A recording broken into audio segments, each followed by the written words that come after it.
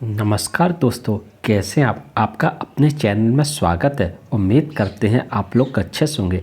दोस्तों, आज की क्लास में हम संख्याओं पर आधारित प्रश्नों को शॉर्ट ट्रिक से सॉल्व करना सीखेंगे कि एग्जाम में उन्हें शॉर्ट ट्रिक से किस तरह आसानी से हल कर लेते हैं। तो आइए आज की क्लास शुरू करते हैं।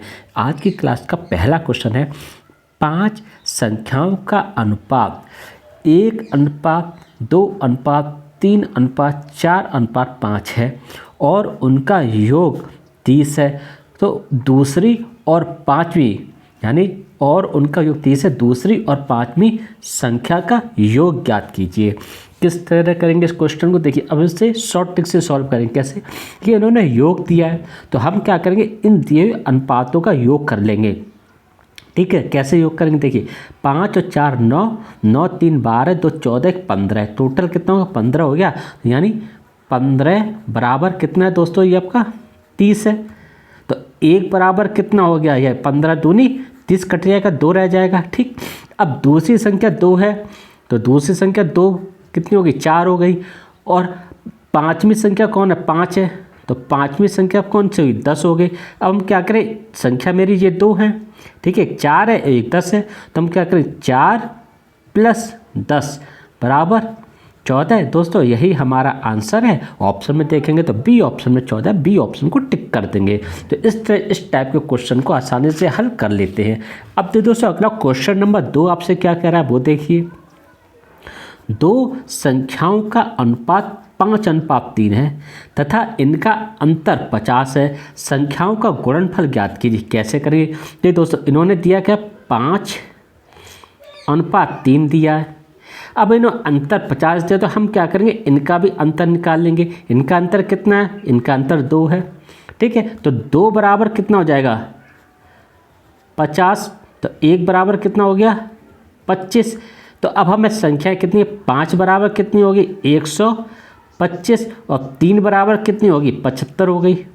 अब हमें इनका गुणनफल, तो हम 75 को क्या करेंगे दोस्तों? तोड़ लेंगे। कितने में तोड़ लेंगे? 75 को हम लोग तोड़ लेंगे 3 × 25, जिससे कि हमारी कैलकुलेशन आसान हो जाए। तो अब कैसे करेंगे? 3 × 25 × 125 हो गया।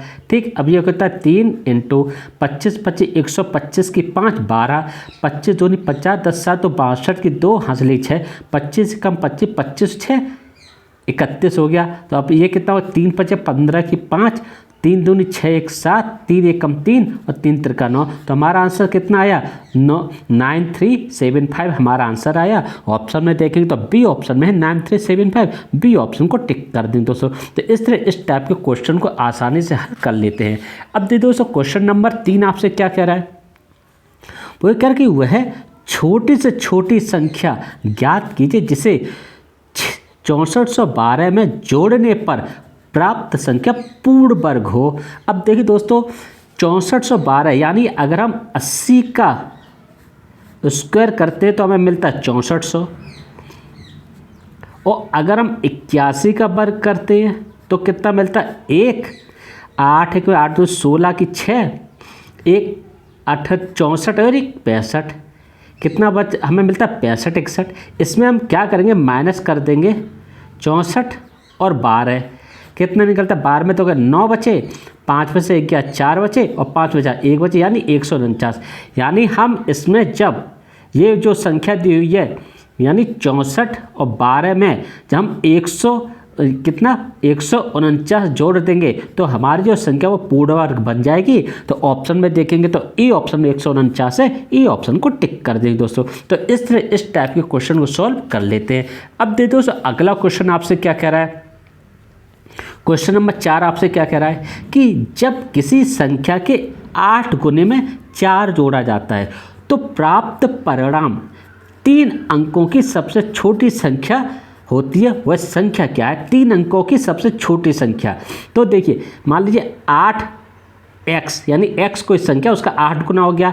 इसमें जब वो 4 जोड़ देता तो 3 अंकों की सबसे छोटी संख्या 100 हो गई। 4 इधर चला जाएगा तो 8x बराबर कितना हो गया आपका? 96 हो गया। इससे ये काटेंगे तो 12 बार कटेगा। तो x का मान यानी संख्या कितनी है दोस्तों, 12 आ गई। ऑप्शन में देखेंगे तो ई ऑप्शन में 12 है, ई ऑप्शन को टिक कर देंगे दोस्तों। इस तरह इस टाइप के क्वेश्चन को सॉल्व कर लेते हैं।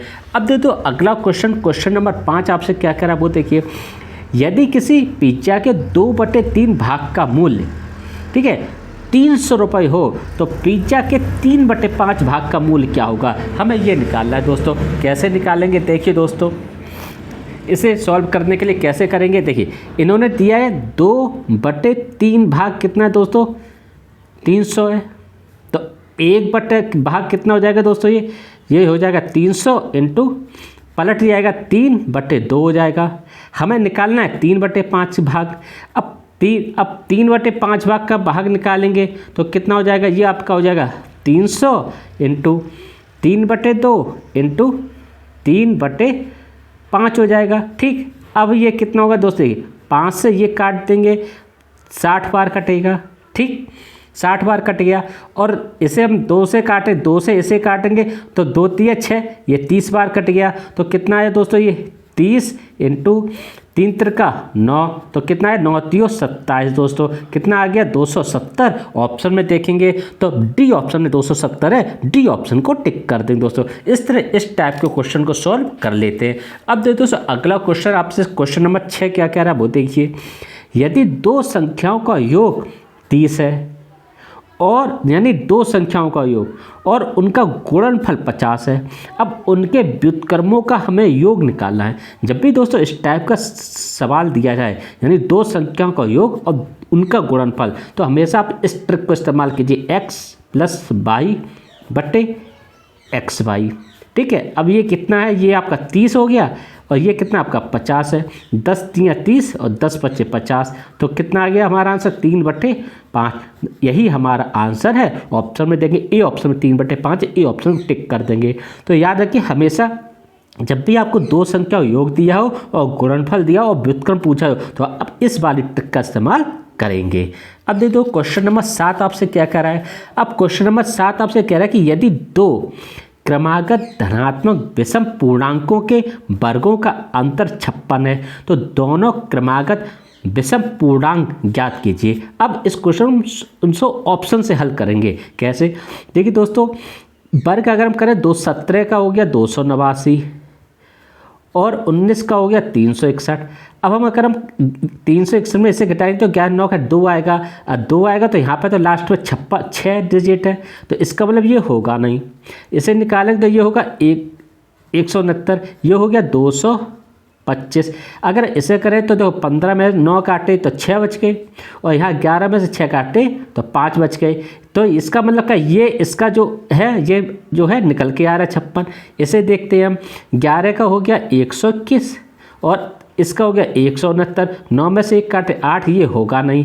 अब 15 का कितना हो गया 225 और 17 का हो गया 289। अब 9 में से 5 के 4, तो ये होगा नहीं। यानी जो हमारा आंसर क्या है, वो हमारा आंसर है 13 और 15। यानी यहाँ पे आप देख 56 बच रहे हैं, यानी आंसर कितना होगा 13 और 15 दोस्तों। ये दोनों क्रमागत विषम पूर्णांक है और यही हमारा आंसर है। ऑप्शन में बी ऑप्शन हमारा बिल्कुल सही है। तो दोस्तों इस टाइप से इस क्वेश्चन को सॉल्व कर लेते हैं। उम्मीद करते हैं आपको अच्छी तरह से समझ में आए होंगे। वीडियो सही लगे लाइक कीजिएगा, चैनल को सब्सक्राइब कीजिएगा। अगले वीडियो में एक नई क्लास के साथ मिलेंगे। नमस्कार दोस्तों।